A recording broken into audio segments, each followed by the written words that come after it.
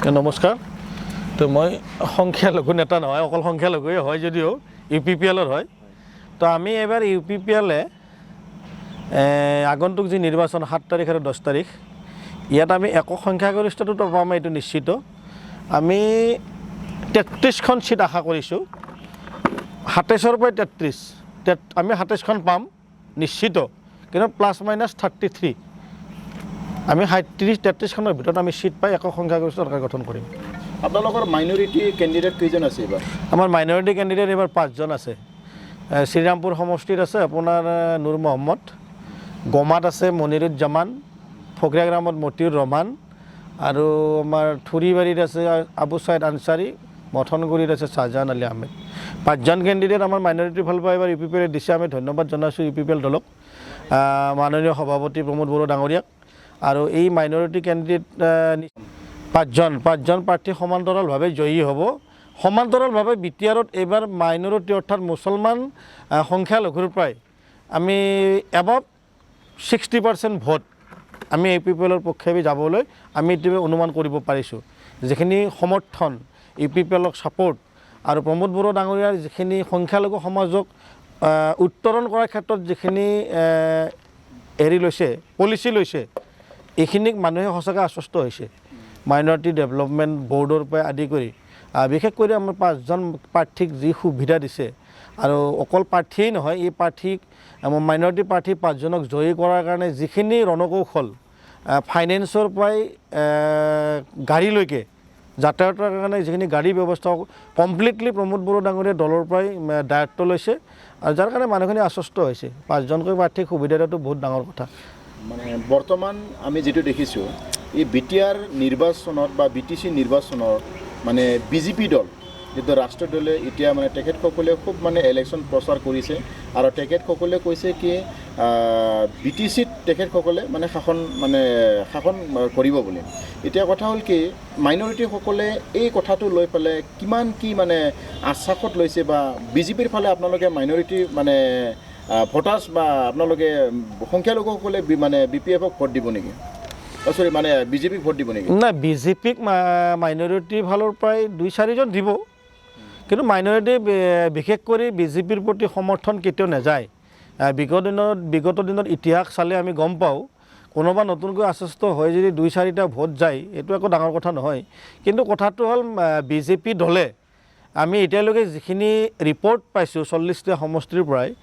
আমি বিভিন্ন চৰ্চা দি চাইছোঁ, আমি নিজেই অৰ্গেনাইজাৰ হিচাপে কাম কৰি আছোঁ। ইয়াত BJPৰ প্ৰতি আমি শংকিত হোৱাৰ প্ৰয়োজন নাই। সেনে যিমানেই ডাঙৰ মিটিং নকৰক কিয়, বা যিমানেই মন্ত্ৰী সাংসদ বিধায়ক ইয়াত লাগি নাযাওক কিয়, ইয়াত আমি ভাবিছোঁ 2খন সিটত মানে তেখেতসকলে সন্তুষ্ট থাকিব লাগিব। তাত বাহিৰে 2খনতকৈ বেছি সিট জয়ী হ'ব বুলি আমি এতিয়ালৈকে অনুমান কৰিব পৰা নাই। আৰু ইয়াত চৰকাৰ গঠন কৰাটো পিছৰে কথা, কাৰো লগত জইন কৰিও চৰকাৰ গঠন কৰাৰ সুবিধা এবাৰ BJP নাপায়। কিন্তু BPFৰো যোৱা যি 15টা বছৰ BJPৰ লগত এলায়েন্সত থাকি যিখিনি কাম কৰিলে, যাৰ বাবে মানুহখিনি এতিয়া BJPকো বেয়া পাইছে, BPFকো বেয়া পাইছে। আৰু দুয়োটা দলৰ যোৱা 5টা বছৰ কংগ্ৰেছৰ দিনত হাগ্ৰামা মহিলাৰে একেলগে এলায়েন্সত চৰকাৰ কৰি পেলাই বহু আঁচনিত দুৰ্নীতি কৰিছিল, আৰু সেই দুৰ্নীতিৰ সম্ৰাটজনক ৰক্ষণাবেক্ষণ দিছিল কিন্তু BJP চৰকাৰে। মানুহে 2016 চনত পৰিৱৰ্তন বিচাৰি অসমত BJP চৰকাৰ আনিলে, ভাবিছিল সেই BJP চৰকাৰ অনাৰ সময়ত যিহেতু এলায়েন্সত হাগ্ৰামাকো লৈছিল, তো ভাবিছিল যে BJP চৰকাৰে হাগ্ৰামা মহিলাৰীক কিছু ক্ষেত্ৰত মানে সংস্কাৰমূলক কাম কৰিব, মানে দুৰ্নীতিৰ পৰা বন্ধ কৰাব। কিন্তু দেখিলে 5টা বছৰত একো কাম তেনেকুৱা কৰিবলৈ দেখা নাপালে, বৰং হাগ্ৰামা মহিলাই পূৰ্বতকৈ আৰু বেছি দুগুণ দুৰ্নীতি কৰাৰ এটা সুযোগহে দিলে, ৰঙা দলিচা পাৰি দিলে। তাৰ উদাহৰণবিলাক আছে। যোৱা আমাৰ UPPL দল ফ্ৰণ্ট ফেজত অহাৰ লগে লগেই সেই আজিৰ যিজন বিতৰ্কমূলক পৃথ্বীনাৰায়ণ দেৱমেশ, তেওঁৱেই এটা সময়ত কেছ কৰিছিল UPPL দলত থাকিবলৈ। তো ডাঙৰ চাকৰিৰ পৰা আদি কৰি ঠিকা ঠুকিলে সকলোতে দুৰ্নীতিৰ গোটেই আমি ডাটাবিলাক পাই গৈছোঁ। প্ৰায় 650 কোটি টকা এনৰেগাৰ আঁচনিতে দুৰ্নীতি কৰিছে, আয়োৱা ঘৰত দুৰ্নীতি কৰিছে, টয়লেট লেট্ৰিনত অনামে আঁচনি দুৰ্নীতি কৰিছে। তো সীমা নহয় দুৰ্নীতি কৰিছে, আৰু সেই দুৰ্নীতিগ্ৰস্ত GM MP সকলক এইবাৰ আকৌ BJPয়ে তেখেতসকলক দলত লৈ গৈ আছে। গতিকে BJP দলে কি সংস্কাৰ কৰিব বা BTRক লৈ কি প্ল্যান পলিচি লৈছে, গতিকে এই কথাবিলাক BTCৰ জনসাধাৰণে বুজি পাইছে। গতিকে আমি সংগীত হোৱা নাই আৰু আমি বিনা দ্বিধাই ক'ব পাৰোঁ ইয়াত বিজেপিয়ে চৰকাৰ গঠন কৰাৰ কোনো কথা আহি নপৰে। আৰু মানে কেইদিনমান আগতে পৃথিৱী নাৰায়ণ মেছে তেখেতে কৈছে যে 60% অজনজাতি লোকে মানে BTCৰ পৰা মানে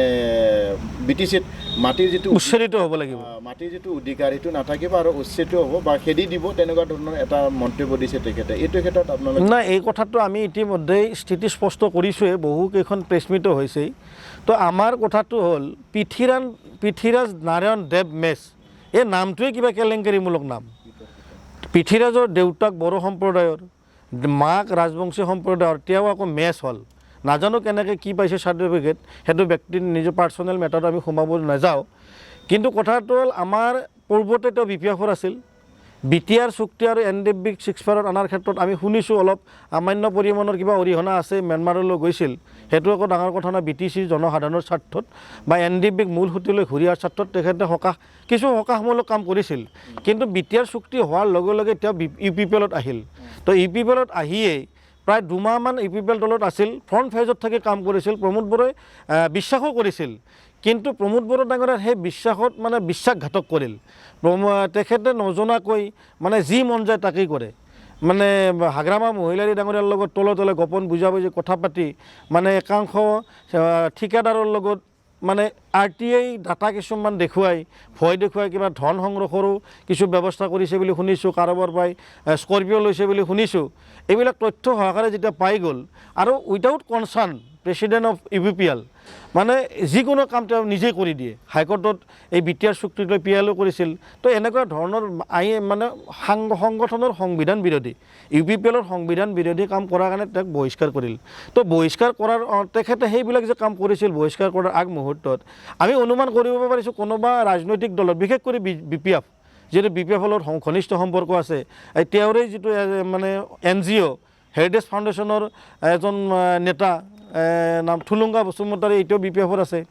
তো বুজাবুজিৰ মাজেৰে UPPL-ক শলঠাকত পেলাবলৈ পৃথ্বীৰাজে তেতিয়াৰ পৰা কাম কৰিছিল আৰু আজিৰ দিনতো কাম কৰি আছে। পৃথ্বীৰাজ নাৰায়ণ দেৱে সেইদিনা কৈছে হঠাৎ, তো ইয়াত প্ৰমোদ বড়ো ডাঙৰীয়াৰ চৰকাৰ হ'লে, UPPL-ৰ চৰকাৰ হ'লে 60% নন ট্ৰাইবেল মানুহ, জনজাতীয় মানুহ ইয়াৰ পৰা উচ্ছেদ হ'ব লাগিব। কিন্তু কি প্ৰভিজনত উচ্ছেদ হ'ব সেই কথাটো ক'ব লাগিব। 60% অজনজাতি যদি উচ্ছেদ হ'বলগীয়া হয়, বাকী 40%টো কি প্ৰভিজনত থাকিব, এই কথাখিনিও আমি চাব লাগিব। গতিকে যদি উচ্ছেদ হয় নন ট্ৰাইবেল হিচাপে গোটেইখিনি নন ট্ৰাইবেল হিচাপে যাব লাগিব। এতিয়া এইটো কোনো একো কথা নাই, তেওঁ ভয় দেখুৱাই আছে। একেজন ব্যক্তি পৃথ্বীৰাজে এটা সময়ত নন ট্ৰাইবেলখিনিক ইয়াৰ পৰা উচ্ছেদ কৰাৰ কাৰণে এইটো ট্ৰাইবেল বেল এণ্ড ব্লকৰ এটা যিটো জনজাতি আৱেষ্টনী আছিল, সেই আৱেষ্টনীৰ পৰা মানুহখিনিক উচ্ছেদ কৰিব লাগে বুলি হাইকোৰ্টত PL দাখিল কৰিছিল। এতিয়া একেখিনি অজনজাতি মানুহৰ এতিয়া ইয়াৰ পৰা উচ্ছেদ হ'ব লাগিব বুলি তেওঁ এই সপক্ষে কোৱা আমি দেখিবলৈ পাইছোঁ। ইয়াত BTR-ত বসবাস কৰি থকা মানুহখিনিয়ে ভয় আৰু শংকা লোৱাৰ কোনো প্ৰয়োজন নাই। যিটো ট্ৰাইবেল বেল এণ্ড ব্লক, এইটো 2003 চনৰ যিটো BTC চুক্তি, এই চুক্তিৰ পাছত বেল এণ্ড ব্লকৰ যিটো নিয়ম কানুনবিলাক আছিল সেইটো তেতিয়াই উকলি গৈছে। তেতিয়াই আগতে আছিল এটা নিৰ্দিষ্ট ভূমি ট্ৰাইবেলসকলৰ সংৰক্ষণৰ কাৰণে ৰাখিছিল, কিন্তু BTC চুক্তি যেতিয়া হ'ল তেতিয়া গোটেই পৰিসীমাৰ ভিতৰত পৰা BTCৰ ভিতৰত পৰা গোটেই ভূমিখিনিয়ে ট্ৰাইবেলৰ অধীনলৈ গুচি গ'ল 6 শিডিউলৰ আধাৰত। কিন্তু তেতিয়া এটা ভাল কাম ৰৈ গৈছিল যে BTC চুক্তি কৰাৰ সময়ত ভাৰত চৰকাৰ, কেন্দ্ৰীয় অসম চৰকাৰ আৰু আন্দোলনকাৰীসকলৰ ত্ৰিপাক্ষিক আলোচনাৰ মাজত যিটো স্থান পাইছিল যে আমি গোটেই পৰিসৰটো ট্ৰাইবেলৰ অধীনলৈ নিম, কিন্তু সেই অঞ্চলত বসবাস কৰা নন ট্ৰাইবেলখিনি, সকলো জাতি জনগোষ্ঠীৰ যিখিনি নন ট্ৰাইবেল আছে সেইখিনিক সুৰক্ষা কৱচ হিচাপে BTC চুক্তিৰ 4.3 দফাটো ৰাখিছিল। আৰু সেই 4.3 দফাটো অকল চুক্তিতেই নহয়, এই এমেণ্ডমেণ্ট অফ 6 শিডিউল সংবিধান তাতো লৈ গৈছে, তেতিয়াই আমাক ৰক্ষা কৱচ দি গৈছে। গতিকে পৃথ্বীৰাজ নাৰায়ণ দেৱেই কিবা ট্ৰাইবেল বেল এণ্ড ব্লকৰ ভয় দেখুৱাই বা প্ৰমোদ বড়োৰ চৰকাৰ আহিলে এই BTR-ৰ পৰাই নন ট্ৰাইবেলখিনি উচ্ছেদ হ'ব লাগিব বুলি ক'লেই ইয়াৰ পৰা উচ্ছেদ নহয়। আৰু আমি ভয় খোৱাৰো দৰকাৰ নাই। মই জনসাধাৰণক, বিশেষ কৰি BTR-ত থকা নন ট্ৰাইবেলখিনিক মই এইটোৱেই অনুৰোধ জনাইছোঁ যে পৃথ্বীৰাজ নাৰায়ণ দেৱৰ মেচৰ কথাত অলপো গুৰুত্ব নিদিব, কাৰণ ইয়াত BTC চুক্তিয়ে আমাক ইয়াত থকাৰ অধিকাৰ দিছে। BTC চুক্তিৰ আধাৰত যিখন 6 শিডিউল এমেণ্ডমেণ্ট হ'ল তাত 3.B এই কথাখিনি উল্লেখ আছে সংবিধানত। গতিকে যদি সাংবিধানিকভাৱে জনজাতিসকলে ইয়াত জনজাতিৰ মৰ্যাদা পায়, ঠিক একেখন সংবিধানৰেই 6 শিডিউলৰ আধাৰত যিখিনি নন ট্ৰাইবেলক যিখিনি সুবিধা দিছে BTC চুক্তিয়ে, বা BTC একখনে সেইখিনি সুবিধাটো আমাৰ কাৰণে থাকিব গতিকে সেই সুবিধাখিনি থাকিলে UPPL চৰকাৰে কি দফাৰ আধাৰত কি আইনৰ অধীনত ইয়াৰ পৰা মানুহখিনি বিতাড়িত কৰিব BTC চুক্তিৰ যিখন মানে চুক্তিৰ জৰিয়তে যিটো 4.3 তাত উল্লেখ আছে যে BTC হোৱাৰ পূৰ্বৰ পৰা যিখিনি ইয়াত মানুহ বসবাস কৰি আছে সেই সকলো জাতি জনগোষ্ঠীৰ সমান মৰ্যাদা থাকিব ভূমিৰ অধিকাৰ থাকিব যে মানে ভূমি স্থানান্তৰৰ অধিকাৰ উত্তৰাধিকাৰী সূত্ৰে পোৱা অধিকাৰ অক্ষুণ্ণ থাকিব আৰু এই কথাখিনি 6th Schedule এমেণ্ডমেণ্টটো লৈ গৈছে সংবিধানত তো ভাৰতীয় সংবিধানত এই কথাখিনি এনেকৈ ইমান কঠোৰভাৱে লিখা আছে আমি চাইছোঁ যে এনেকৈ কোনো আইন প্ৰণয়ন কৰিব নোৱাৰিব যি আইনৰ জৰিয়তে ইয়াত বসবাস কৰা জাতি জনগোষ্ঠীসমূহক ইয়াৰ পৰা মানে অধিকাৰ হৰণ কৰিব পাৰিব এই কথাখিনি 6th Schedule এমেণ্ডমেণ্টত লিখা আছে তো এই BTR চুক্তিখন হৈছেই on the basis of BTC চুক্তি BTR চুক্তিখন তো BTR চুক্তিখন যদি BTC চুক্তিৰ ওপৰত বেছ কৰি হৈছে BTR চুক্তিটো কোনো পাৰ্লিয়ামেণ্টাৰী ব্যৱস্থা নাই ছিষ্টেমৰ মাজেদি হৈছে BTC চুক্তি BTC আইনৰ অধীনত থাকিব গতিকে সেই আইনখন কেনেকৈ ভায়োলেট কৰিব পাৰিব BTR চুক্তিয়ে গতিকে আমি ভয় খোৱা নাই আৰু BTRত থকা নন ট্ৰাইবেল জনজাতিসকলৰ ভয় খোৱাৰ কোনো দৰকাৰ নাই কাৰণ BTC চুক্তি 6th Schedule এমেণ্ডমেণ্টৰ জৰিয়তে আমাক ইয়াত থকাৰ অধিকাৰ দিছে আৰু আমি ভাৰতবৰ্ষৰ নাগৰিক ভাৰতবৰ্ষৰ যিকোনো জায়গাত আমি থাকিব পাৰোঁ ভাৰতীয় সংবিধানে আমাক অধিকাৰ দিছে কিন্তু যোৱা 15টা বছৰে হাগ্ৰামা মহিলাৰে নিজেই কৰা চুক্তিখন সেই চুক্তিখনৰ 4.3 যিটো দফা এইটো ইমপ্লিমেণ্ট নকৰিল কাৰণ যোৱা 15 বছৰ হাগ্ৰামা মহিলাৰ ইয়াত বসবাস কৰা নন ট্ৰাইবেলখিনি অৰ্থাৎ অজনজাতিসকলক জেনেৰেল মানুহখিনিৰ ভূমিৰ অধিকাৰৰ পৰা বঞ্চিত কৰি ৰাখিছে ভূমি ট্ৰেন্সফাৰ কৰিব দিয়া নাই গতিকে এই যিখিনি যোৱা 15টা বছৰ হাগ্ৰামা মহিলাৰীয়ে আমাক অধিকাৰৰ পৰা বঞ্চিত কৰি ৰাখিলে সেই কথাটো এবাৰ আমি BTR চুক্তিৰ জৰিয়তে আমি সুবিধাখিনি পাম সেইখিনি আমাৰ প্ৰাপ্য যিখিনি প্ৰাপ্য অধিকাৰ ন্যায্য অধিকাৰ আমি এইখিনি BTR চুক্তিৰ জৰিয়তে পামহে আচ্ছা ৰাজ্যত BPF আৰু BJP আৰু AGP চৰকাৰ এতিয়া BTC ইলেকশ্যনত মানে হিমন্ত হাগ্ৰামাৰ লগত সংঘাত এই সংঘাতটো আপুনি কি ধৰণৰ লৈছে এইটো সঁচাকৈ সংঘাত না এইটো নাটকীয় সংঘাত না এইটো নাটকীয় সংঘাত মই এইকাৰণে নাটকীয় বুলি কৈছোঁ কাৰণ কিছুদিন আগতে হাগ্ৰামা মহিলাই কৈছিল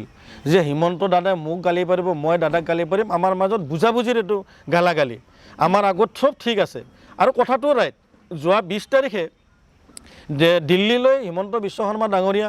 ৰঞ্জিত দাস ডাঙৰীয়া আৰু মুখ্যমন্ত্ৰী সৰ্বানন্দ সোণোৱাল ডাঙৰীয়া গৈছিল তাত এলায়েন্সৰ কথাবিলাক আলোচনা হৈছিল দিল্লীয়ে এই এলায়েন্সটো ভংগ নকৰিল এতিয়া আমি দেখিছোঁ কাৰণ নেশ্যনেল দল দিল্লীয়ে সিদ্ধান্ত ল'ব দিল্লীয়ে সিদ্ধান্ত দি দিছে তাত আমাৰ এলায়েন্স 2021লৈকে থাকিব তো 2021 হ'লে বহুদিন এইটো বাকী আছে আৰু ইয়াত যিটো গালাগালি চলি আছে গতিকে ভোটৰ পেটাৰ্ণটো চাই মানে গালি নাপাৰিলে ভোটটো ডিভিজন নহয় গতিকে ভয় দেখুৱাইছে যোৱা কিছুদিন আগত হিমন্ত বিশ্ব শৰ্মা ডাঙৰীয়াই ওদালগুৰিৰ এখন সভাত কৈছিল মাজবাটত যে এইবাৰ নাঙল বাদ দি পেলাই ট্ৰেক্টৰ ল'ব লাগে ট্ৰেক্টৰ তো এই কথাটো মানুহক মানে যেহেতু ট্ৰেক্টৰ বুলি কোৱাৰ লগত মানুহে এনেই এটা ছাছপেক্টত আছে যে UPPL আৰু BJPৰ এটা গোপন বুজাবুজি আছে গতিকে এনেকুৱা কৌশলো হ'ব পাৰে যে ট্ৰেক্টৰ বুলি কোৱাৰ লগে লগে মানুহে বুজি উঠিব যে UPPLৰ লগত এটা গোপন বুজাবুজি আছে যাৰ লগে লগে মাইনৰিটি ভোটখিনি যেহেতু BJPক ছাপোৰ্ট নকৰে তেতিয়া মাইনৰিটি ভোটখিনি খহিব মাইনৰিটি ভোট খহা মানে এবাৰ UPPLৰ আসন কমা তো UPPLৰ আসন কমা মানে UPPLে সংখ্যাগৰিষ্ঠতা নাপাব তেতিয়া BJPয়ে কৌশল কৰি কাৰোবাক লগত লৈ এইটো চৰকাৰ গঠন কৰিব পাৰিব একেখিনি BPFৰ চতুৰালি কৰি আছে BPFত থকা একাংশ নেতা পালি নেতাই ভাৰে হিমজুৱে পাব্লিকৰ মাজত সোমাই গৈছে বাৰে বাৰে এটা কথাই পতিয়ন নিয়াব বিচাৰি আছে যে UPPL আৰু BPFৰ গোপন বুজাবুজি আছে ইলেকশ্যনৰ পাছত এলায়েন্স কৰি গভৰ্ণমেণ্ট চলাব কিন্তু এতিয়াৰ দিনতো BPFে 3জন কেবিনেট মন্ত্ৰী লৈ দিল্লীয়ে স্পষ্ট কৰি দিছে এলায়েন্স আমাৰ থাকিব তো চলি আছে তাৰপিছত সেই নেতা পালি নেতা BPFৰ সেই নেতা পালি নেতাসকলে ৰাইজক গৈ পতিয়ন নিব বিচাৰিছে ভয় দেখুৱাইছে যে UPPLে BJPৰ লগত গোপন বুজাবুজি আছে UPPLৰ চৰকাৰ BJPৰ লগত চলিব তাৰ মানেটো এইটোৱেই যে BJPৰ ভয় দেখুৱালে মুছলমান ভোটখিনি UPPLৰ পৰা কাটি যিহেতু বিকল্প নাই BPFতে দিব মানে BPFত মাইনৰিটি ভোটখিনিক লৈ সকলোৱে এটা অংক কৰি আছে আমি নিশ্চিতভাৱে কৈছোঁ যে এই অংক সদায় জংকপংক হ'ব কাৰণ মাইনৰিটি মানুহ ইমান দুৰ্বল হৈ থকা নাই বহুকেইটা নিৰ্বাচন ইয়াত পাতিল হাগ্ৰামা মহিলাৰীক 3টাকৈ টাৰ্মছ সুবিধা দিছে তাৰ মাজতে 2014 চনত হাগ্ৰামা মহিলাৰীৰ যি একনায়কত্ববাদী চৰিত্ৰ আৰু যি প্ৰবঞ্চনা এই প্ৰবঞ্চনাৰ পৰা পৰিত্ৰাণ বিচাৰি মানুহে একত্ৰিত হয় বিশেষ কৰি অবড়ো বুলি যিটো ঢৌ আহিল 2014 চনত বিশেষ কৰি বেছিকৈ মাইনৰিটিয়ে ছাপোৰ্ট কৰি হীৰাশৰণীক সাংসদ বনালে তো হীৰাশৰণীও উদ্দেশ্যবিলাকৰ বা ফালৰি কাটি কোকৰাঝাৰ দখল কৰাৰ কাৰণে চিন্তা চৰ্চা কৰিল গতিকে হীৰাশৰণীয়ে যিটো ঠগিলে তো দুই প্ৰবঞ্চক হ'ল হীৰাশৰণীও প্ৰবঞ্চক আৰু হাগ্ৰামা মহিলাৰো প্ৰবঞ্চক হ'ল গতিকে দুই প্ৰবঞ্চকৰ বা মানুহে পৰিত্ৰাণ বিচাৰি যাব ক'ত এতিয়া বিকল্প নাই গতিকে দুয়োটা দলে মাইনৰিটিৰ ভোট সহায় নিজৰ আসন মানে বৃদ্ধি কৰাৰ কাৰণে এটা কূটকৌশল কৰি আছে এই কথাখিনি আমাৰ মাইনৰিটি সমাজে স্পষ্টভাৱেই বুজি উঠিছে গতিকে এতিয়া কোনো আমি বুজি পাবলগীয়া বাকী নাই হীৰাশৰণীও ইতিমধ্যে যোৱাকালি মথনগুৰিৰ প্ৰাৰ্থী ইব্ৰাহিম আলী GSPৰ আছিল BPFত যোগদান কৰিল অবড়োৰ যোগেশ্বৰৰ প্ৰাৰ্থী গাজীবুৰ ৰহমান BPFত যোগদান কৰিল দেৱৰগাঁও সমষ্টি হাগ্ৰামা মহিলাৰী তাত মনোজ ৰাভা হীৰাশৰণীয়ে প্ৰাৰ্থী উঠাই লৈছিল গতিকে আমি দেখিবলৈ পাইছোঁ যে মাত্ৰ UPPLৰ উত্থানত শংকিত হৈছে আৰু UPPLক কেনেকৈ ৰোধ কৰিব পাৰি লাগিলে সাপ নেউল লগ লাগি যাব তথাপি UPPLক ব্লক কৰিব লাগে গতিকে এই কথাটোতে সিহঁত সিদ্ধহৃষ্ট আৰু এই হীৰা আৰু হাগ্ৰামা মহিলাৰীক এটা সময়ত আগৰ পৰাই আজিলৈকে পৰিচালনা কৰি আছে হিমন্ত বিশ্ব শৰ্মা ডাঙৰীয়াই এইবাৰ হিমন্ত বিশ্ব শৰ্মাই গোটেই প্ৰেক্ষাপটটো চাই ভাবিছে যে আমি অলপ আসন বৃদ্ধি কৰিব পাৰোঁ নেকি গতিকে BTRত নিৰ্বাচনী সভাবিলাক আমি দেখিছোঁ বিভিন্ন ঠাইৰ পৰা প্ৰায় 200 পৰা 250 বাছ ইয়াত নিয়োগ কৰি থৈ দিছে গুৱাহাটীৰ পৰা আনি ইয়াৰ মানুহখিনি নি এটা জেগাত মিটিং কৰিব আকৌ তাৰ মানুহখিনি আনি ইয়াত মিটিং কৰিব কুমাৰীঘাটত বহু মানুহ দেখুৱাইছে কিন্তু লোকেল সমষ্টি যিটো দৰংগা জিলা সমষ্টিৰ মানুহ 2,500 পৰা 3,000 মানুহ আমাৰ এটা সন্দেহ হৈছে আছেনে নাই গতিকে লোকেল মানুহ নোহোৱাকৈ বাহিৰৰ পৰা মানুহখিনি নি গেডাৰিং কৰিব বিচাৰিছে মানে ঢৌ সৃষ্টি কৰিব বিচাৰিছে গতিকে এইবিলাক ব্লুপ্ৰিণ্ট জনসাধাৰণে বুজি পাইছে মানুহে বিকল্প হিচাপে UPPLক লৈছে আৰু আগন্তুক দিনত UPPLে মই আগত কোৱাৰ দৰে 27ৰ পৰাই 30টা ছিট আকৌ বৃদ্ধি হোৱাৰ এটা চান্স আছে গতিকে একক সংখ্যাগৰিষ্ঠৰ UPPLে চৰকাৰ গঠন কৰিব